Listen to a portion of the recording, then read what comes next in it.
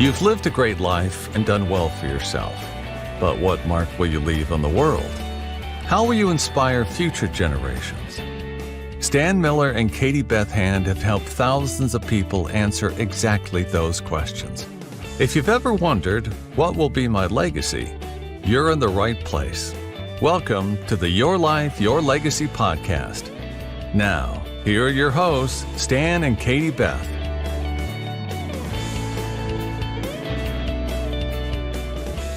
Welcome back. You're listening to the Your Life, Your Legacy podcast with your hosts, Stan Miller and Katie Beth Hand.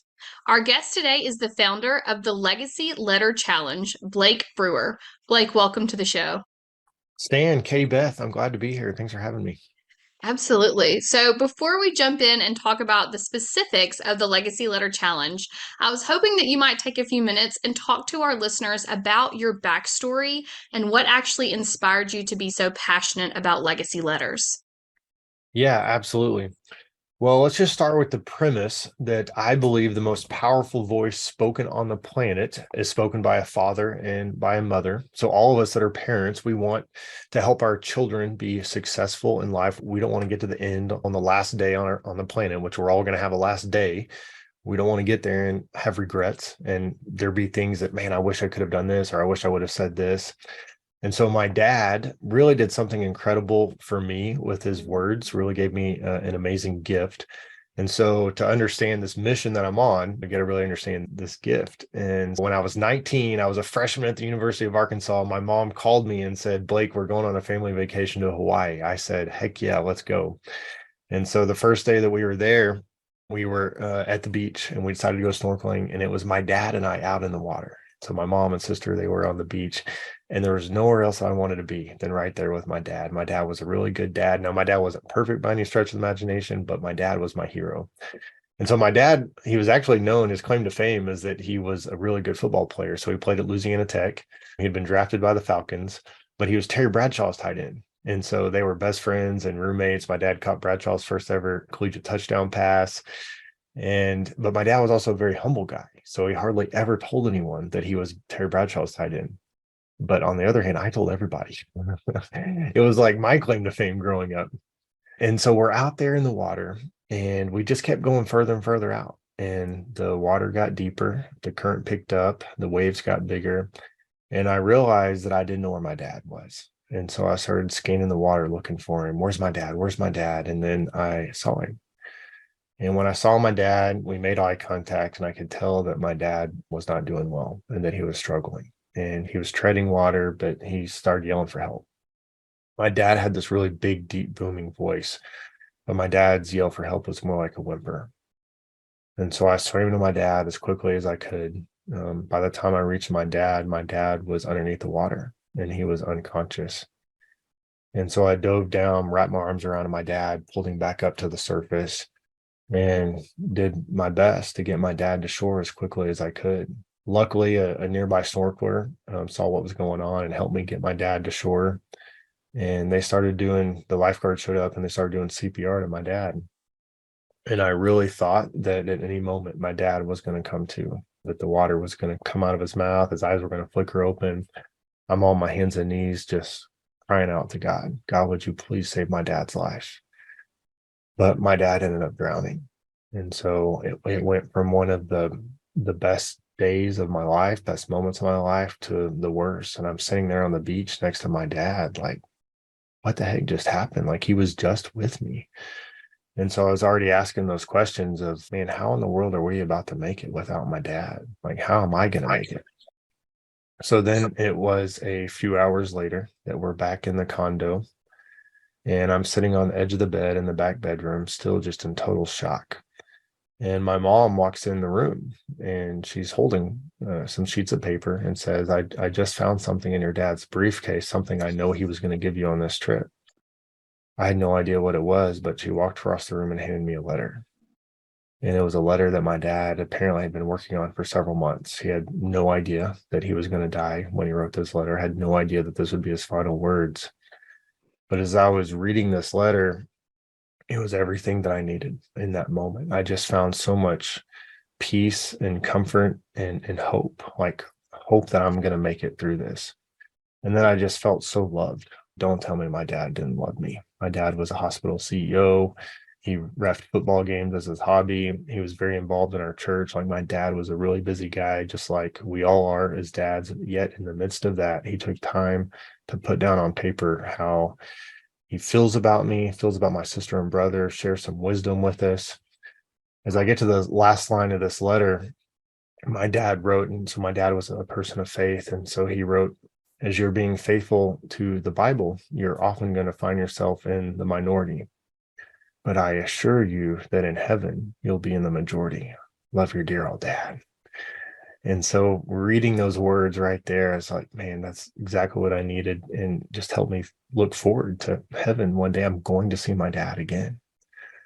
And so that letter helped me get through that next year as I was grieving really hard. And for the last 20 years has continued to impact me and influence me. I go back to the letter. I read the letter now that I'm a dad, and there's things my dad wrote 19 years ago that I read a certain way then, and now I read it differently now. And I cannot even imagine my life without this letter. Like, it just redirected my life, and I'm just so grateful that he did that. That's That's incredible. quite a And as you story.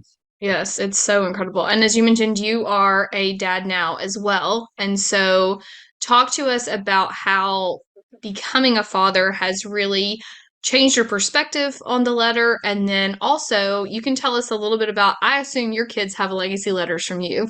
So tell us about that. Yeah. So when my kids were young, so I've got a 7, 5, and 2 year old. So when they were even younger, so I've got a girl, Gracie Kate.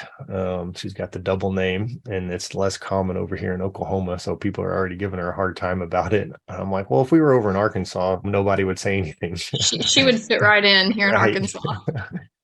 And but when my kids were younger, I'm just like everyone else. I want to be a good dad. And I'm over here, okay, what do I do? Like, what can I do to be a good dad? And then it just dawned on me, I got to write my kids a letter. If anyone knows the value of a letter from their dad, it's me. And so I go to write this letter to my kids, and I'm staring at this blank sheet of paper. And I realized in that moment why there's so many people that have not gotten a letter from their dad, because it's not easy to do.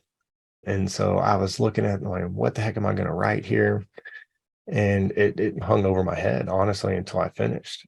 But in the middle of that, I started doing some research and thinking through, okay, if I'm going to write this letter, I want to write the best letter possible. I want to include all the things that my children need to hear from me as their dad. And my conviction grew for this letter. Like, man, they need my voice. They need this letter. They need me to be very clear about how I feel about them and what our family values are, especially in the chaotic world that we live in right now. And so when I finished this letter, it felt good. Like, it was at this milestone moment in my fatherhood journey. And I knew it created something of value for them. But then I realized, like, this letter, I thought it was for them, but this letter was for me. I'm the one who became a better dad and a better person through writing this letter. I will share with y'all that I decided to go ahead and read it to my daughter when she was 4. And I shared this on the Today Show a couple months ago. But each night I'm normally reading her a book, like a princess book or something. And that night I said, hey, Daddy's got something for you. And so I began to read this letter, and I forgot to take into account how emotional I was going to be reading this thing. I'm just boohooing all over this letter. She had never seen me cry before. And I finally get to the end of it, and I look up at her, and she looks at me and she says, Daddy, can you read me the princess book now? That's a kid Yeah. for you. Yeah. Classic I kid. I read her the princess book, but then the next night, she did go up to my wife and she said, last night, Daddy read me a message. Can he read me that message again tonight? Oh, And so she didn't understand every concept in that letter. She will in time, but she got the main one. She's got a daddy that loves her. right. And so it was really through that process and the transformation I saw in myself, but also thinking through my dad's letter and the impact that it's had on my life, that I realized, man, I've got to help more people get this letter from their dad. And so that's where our mission started, to help 1 million dads write at least one well-written, meaningful, lasting legacy letter. We've since included moms in the mission. But this is what I do full time for the last 2.5 years, as I guide parents on this journey of writing this letter, making sure that all the good stuff is in there. We have a template that, and we'll share with however one can get that for free, but and guide them on this. So at the end of it, they have this letter that I tell people, you already have a legacy letter in your heart. We just got to get that letter from your heart to your mind to a piece of paper so then it can get into your children's heart. And so that's what we're going to do. I love that. Tell us a little bit more. You do speaking engagements where you can teach people in large groups or small groups about legacy letters. And then, so talk about that. And then also tell our listeners about the master classes that you do and what they could expect from those. Yeah, so there's a lot of different ways that we help people write their letter. And I did not know this when we started. When I started, I was just individuals signing up and I was helping a lot of people virtually. But then some financial advisors and some estate attorneys were like, man, they went through it and they're like, we need this for our clients. And we started partnering with advisors to help them do that. And people can go through the master class, which is recorded videos of each section of the letter, the intro section, the apologies section. I love you and I'm proud of you. I believe in you. Special memories, the advice section, how to give the letter to your children. And then some people want me to come in and speak. And so we can do all of that in the matter of an hour or two, guiding them through the letter. I partner a lot with businesses as well who provide our program for their employees. And so I just finished up a contract with Walmart and I helped 7 of their teams write a letter to their children over 3 weeks. And so these teammates bonded writing this letter to their children. And so I talked to the vice president, an amazing guy, but he was like, man, they're working better together than they've ever worked because they care about each other now, which, by the way, the reason that Justin knew about it, the vice president, is because his financial advisor purchased this program for him. And so there's just so much ripple effect that's been happening. That's incredible. And as I was researching your masterclass, it comes full circle with the story you told because I see that Terry Bradshaw is also speaking as part of some of the masterclass you have coming up. Yeah, Terry called me the other day. I didn't know that he was going to be calling me. Like him and I aren't just like close friends where we talk every week. And I get this phone call from a number in Texas and I pick up and he goes, well, man, how are you doing? I said, I'm doing pretty good. I said, who is this? And he started laughing. He said, you can't tell who this is. And then I said, is this Bradshaw? And he said, man, did my laugh give it away? And so then we ended up talking for 15 minutes. He had just seen the episode on the Today Show and he was like, man, I knew you were doing something with like letters, but I didn't fully get it till I saw that. And so he's like, man, I'm going to do this for my daughters. And then, yeah, we're doing a deal in May. I'm going to interview him about his fatherhood journey. That's very cool. I love that. So another question I had for you is you mentioned that you're a person of faith and that your father was. How does that impact the work that you do? I think being a person of faith has impacted everything that I've done. And I'm really grateful. My dad really helped me in my relationship with God. And especially after he died, because I'm sitting there thinking, okay, how could a good God have allowed this to happen to my dad? I knew that the answer was not that God was not good, because my dad didn't believe that God was good. So the answer had to be something else. But really, after my dad died and some of the things that he wrote in the letter, I knew that I wanted to live with purpose, with God, for God, and to serve people. And so as I'm helping people write their letter, I help people of all faiths write their letter. Like it doesn't matter what faith you are, like you want to be a good dad, you want to be a good mom. And so I've had atheists go through it and had a great experience. But I really just love helping parents connect with their children on a deeper level. And if a person is a person of faith, they obviously want to help their children grow in their faith as well. And so that's going to be a part of the letter. That's awesome. Stan, I know you are full of questions. What questions do you have for Blake? Yeah. So one of the things I really like about what you're doing really comes out of our own experience. We encourage our clients in our law firm to write letters to, like, for example, the trustee who's going to be administering a trust. So when the kids come in for money, we like for the trustee to read that letter so they have an idea of what mom and dad had in mind when they set this up. But one of the things we found is that a lot of people get on board with the idea of writing a letter, but a blank computer screen is just a really intimidating thing, right? And so what I love about what you're doing is that you're providing a roadmap. You're dropping the breadcrumbs so that people don't have to pull up the laptop and and just start typing in a blank Word document. I think that's really the magic, isn't it? Is giving people a path to follow. Yeah, I knew when we started this mission that it was not going to be enough for me just to inspire people with my story, that I really need to help people write this letter. Because I saw it myself, like how difficult it was to write it because you're busy, you got a lot of things going on, and it's almost overwhelming. Like it's one thing to write a letter to your friend, but to write it to your children, like the people you love so much. And so we just created a process that really helps people think through what they want to say, but also knowing, hey, you're on the right path. They're like, these things that you're going to say, your children want these things. We're not going to leave anything out. Like all the good stuff is going to be there. So yeah, Stan. So you've done this a while now, and I'm really curious. I'm sure as much as you've been out there doing this, I feel pretty sure that you've gotten some letters or phone calls from guys that have really done this and gotten feedback. I'd like to hear, some of those stories.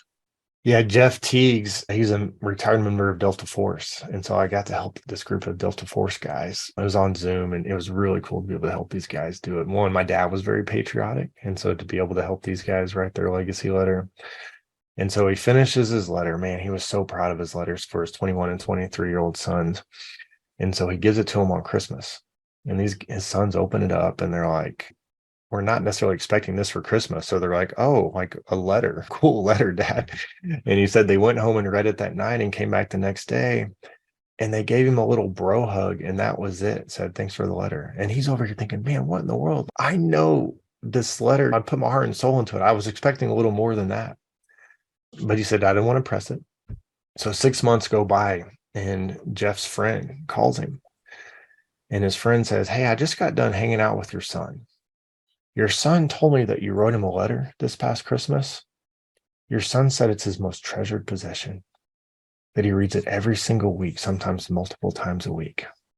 Jeff had no idea. His son lived in a different state. And every week, his son was going to this letter. Some of those weeks where he was having a great week, some of those weeks he was having a hard week, and he was able to connect with his dad and get some encouraging words from his dad. And so really that's the power of this letter, because you can return to, when you put your words on paper, you can return to this letter over and over. Another reason I tell parents to write this letter right away and not to wait, because it cuts through the noise in this crazy, noisy world that we're in. And so one of the dads that finished his letter, he was the CEO of a company over here in Tulsa, great dad, went into it like, okay, I love my kids. I don't know if I need to write this letter. Gets to the end of it and says, okay, I get it. Like he knew he had created something of value for his children, gives it to his daughter, 21-year-old daughter, on Valentine's Day. So what a cool present to get from your dad on Valentine's Day. And so she reads it, she loves it. There was tears. It wasn't until Father's Day last year where she wrote him his Father's Day card, and she wrote to him and he sent it to me. She said, Dad, you'll never know how much that letter meant to me and how much I needed it. It was as if God himself was speaking to me. The relationship that you and I have is better off because of it, but every relationship that I have, there's more trust in it because of your letter. And what had happened was she and her boyfriend had just broken up like a few weeks before that. And so she was living in a world of insecurity, and it was just really noisy, trying to figure out who she was. And then her dad comes in with this letter, just cut through all the noise. And so I get stories like that all the time. And so it is so rewarding. I could have never imagined in a million years this is what I would get to do. And I love the way you're approaching this, using the master class, and you got some great press. So you're able to multiply this. So it's not just a few people now, it's thousands and thousands of people that are able to be inspired by what you're doing. I'm blown away by it. I'm having trouble getting to this interview. You can tell. Do you get emotional like this in every interview you do? No. A lot of our interviews are about the financial and legal industry, so it just doesn't bring a tear to the eye quite like this one does, Blake. I'll tell you this real quick. There was a dad, I just talked to him on the phone last week, and he said that he gave his 3 sons, adult sons and daughter, a letter for this past Christmas. And he had gotten really into it, and he was really proud of his letter. And so he gave little keepsake boxes, like wooden boxes, to go along with it, and then also put some family heirlooms in these boxes as well. And so they opened it up Christmas morning, and his 3 sons, man, they loved these words from their dad, and they told him that. But then it was his daughter who called back that night. She's 31 years old. She's a mom. Called back that night, and he had already gone to bed. So he talked to his wife, and the daughter said, Mom, this was the best Christmas I've ever had. And the mom said, well, we love having you guys over. We love hosting you guys. And she goes, no, Mom, it was Dad's letter. She said, I knew that Dad loved me, but there was just something in me that made me think that maybe Dad loved my brothers more than me. But when I read this letter, I saw how much Dad loves me, and it just brought closure into my life. And so again, like this dad had no idea that his daughter had, sometimes we don't know what our children are thinking. We've said one thing and they receive it differently. And so you can imagine how he felt after she had read this letter. And man, I'm so glad that he wrote this letter. He told me, he's like, I brought it up at church the next week, and I was telling the Sunday school class, and he said there was 30 parents in there just all boohooing, thinking about how they need to write a letter to their kids.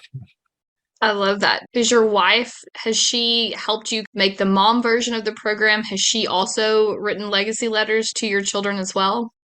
So my wife is very busy being a mom to our children. And so there's some other great ladies in my life who have helped me do the mom's version as well. And then I'm actually helping my community group at church right now that my wife is in. And so I'm like leading them through writing their legacy letter. So for the first time, she's able to kind of hear me teach, which I do weekly all the time. I help people write this letter, but she hasn't really heard me do it. But now she has. So that's been fun. That is fun. That is fun. And so my next question for you on that before we wrap up, one interesting thing that I'm noticing is obviously with your letter, you received it after your father had passed, and that was very powerful and served clearly as a guide for your life of wisdom. But do you encourage your clients to go ahead and give these letters to their children when they're written? Is there a certain age that you recommend, or do you leave that up to the client? It seems like a lot of the clients that you have already written their letters and then given them to their children. So what are your thoughts on that? Yeah, that's a great question. So a couple things. People ask me what is the best age to write this letter to their children. I tell them that the best age to write this to your kids was the day your kids were born. So they have something written down from you, one, in case something were to happen. But the second best time is now. And so there was a 91-year-old lady on the call last week writing to her children. Are going to love this letter from her. I help a lot of parents with young kids, teenage kids, kids going off to college. A lot of people are writing their letter right now to their seniors who are about to go off, and what a great time to get it. But I tell parents when they're writing the letter, hey, this is your letter. So you can give it when you want, if you want it waiting for you when you die. But I remind them, my dad was going to give me that letter that weekend. And so he knew that his 19-year-old son, me, needed those words, and I did. And so we know that our children, if they're not currently in a situation right now, they're about to be one. They're about to face a decision. They're about to face potentially a big opportunity or a temptation that could totally derail them. In the words that are in this letter, we know that they're going to be better off with them than without them. And in my opinion, let's get these words into their life as soon as possible. I love that. I love that. Yep. Is there anything else you would like for our listeners to know about the masterclass that you offer, or you as a speaker, or any encouragement you would give them about legacy letters? Anyone that's listening, you can write a legacy letter. You have it in you. You have what it takes to write this letter. There's people that have been authors of books who have gone through my program, and they said, man, you helped me think through some things I never would have. My letter is better because of you. And then there's people that are not writers at all, and they go through it and they're like, man, thank you for helping me get some words on paper. The best way to be a part of our mission is, number one, write your legacy letter, which you can go get the free guide at legacyletterchallenge.com. If you want to jump into the masterclass and sign up for the masterclass. And then if you're a person who wants to really be a part of this mission by helping other people write their legacy letter, whether you're a business owner and clients, employees, or at a church, whatever, man, I would love to talk to you about that. And I love getting over to Arkansas. So my mom lives in Hot Springs Village, and so I'm over there quite a bit. My mom got remarried, and I have a great stepdad. My kids call him Grandpa, and so he's really embraced that role. That's awesome. That is awesome and great wisdom. Well, thanks everybody for listening. This has been the Your Life, Your Legacy podcast with Stan Miller and Katie Beth Hand. Our guest today has been Blake Brewer. For more information about Blake, the work that he does, or a free template for getting your letter started, go to legacyletterchallenge.com. Blake, thank you so much again for joining us. Thanks for having me. Thanks for listening to the Your Life, Your Legacy podcast with Stan Miller and Katie Beth Hand. If you enjoyed the show, please rate, review, and subscribe on Apple Podcasts, Spotify, or wherever you get your podcasts. To find out more about Stan and Katie Beth, go to pinnaclelegacylaw.com. You can also find links in the show notes.